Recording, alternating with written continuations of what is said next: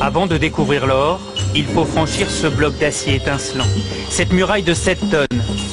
Passer cette porte blindée, on pense déjà toucher le métal précieux. Non, c'est simplement l'antichambre. Il faut être patient et descendre encore à 26 mètres sous terre. Et devant nous, une seconde porte colossale.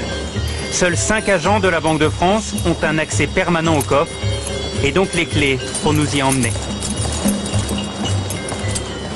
Pour des raisons de sécurité, les gardiens du trésor ne doivent pas être reconnus.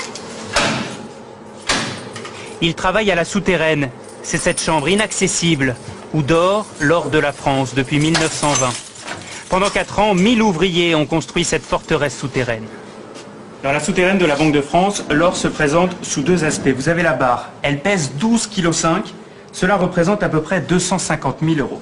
Et vous avez quelque chose de beaucoup plus léger, le lingot. Le lingot pèse 1 kg pour à peu près 20 ou 25 000 €. Et au total, 2500 tonnes d'or reposent sur ces étagères. Cela représente 54 milliards d'euros. Depuis 5 ans, le stock a diminué. La France a vendu 500 tonnes d'or pour acheter des devises en dollars et en yens. Et alors, c'est quoi votre travail ici? On y manipule énormément. Nous sommes que 3 en France à le faire. Et ça vous fait quoi de manipuler de l'or? D'abord c'est beau, et puis c'est mythique. Il faut le voir, il faut l'entendre aussi, parce que on dirait du cristal.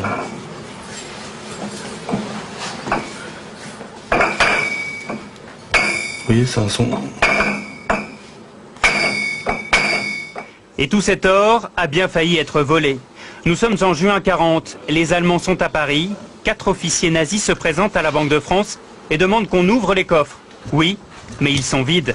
L'or est déjà sur les routes. Il y a 2800 tonnes d'or à évacuer, ce qui est considérable. Vous avez donc de mémoire 400 ou 450 camions, parce qu'en plus il faut réquisitionner les camions, ils ne sont pas tous là, la plupart sont partis sur le front.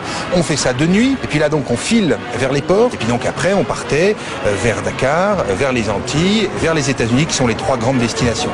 Seule une caisse de 50 kilos d'or est déclarée perdue. Elle est tombée dans le port de Brest, et certains disent qu'elle a été repêchée.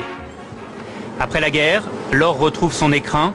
Aujourd'hui, avec ce stock de 2500 tonnes, la France est le 3e plus gros détenteur d'or au monde, derrière les États-Unis et l'Allemagne. Cet or, c'est la forme ultime de paiement dans le monde. Donc ça fait partie de ce qui donne le crédit à la France, à l'économie française. C'est de la monnaie sous une autre forme que nous gardons précieusement contre tous les vols, toutes les tentations qui pourraient exister. Et comme vous l'avez vu, je peux vous garantir que c'est très très bien gardé. Jamais des cambrioleurs n'ont essayé de rentrer, c'est de toutes les manières impossible. Avant de ressortir, nous longeons ces caisses en aluminium, encore de l'or. Et puis, au détour d'une salle, des sacs de pièces sonnantes et trébuchantes. Des dollars qui rappellent la ruée vers l'or. Notre voyage au royaume de l'or aura duré 2 heures, avant de remonter vers le monde extérieur.